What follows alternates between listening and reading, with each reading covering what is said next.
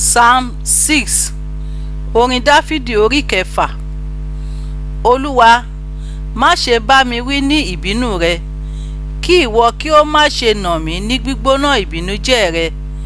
Olúwa, ṣàánú fún mi nítorí àìlera mi.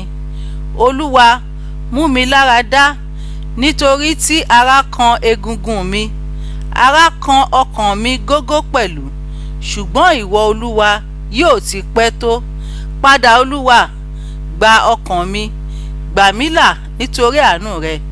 Nítorí tí kò sí ìrántí rẹ nínú òkú, nínú ìsà òkú, ta ni yóò dúpẹ́ fún ọ?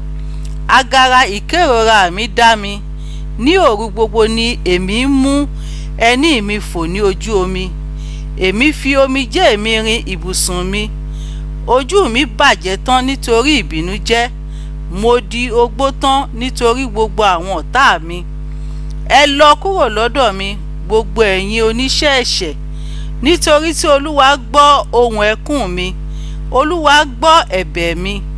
Olúwa yóò gba àdúrà mi, ojú yóò ti gbogbo àwọn ọ̀tá mi, ara yóò kan wọ́n gógó, wọn ò padà, ojú yóò tì wọ́n lójijì. Àmín.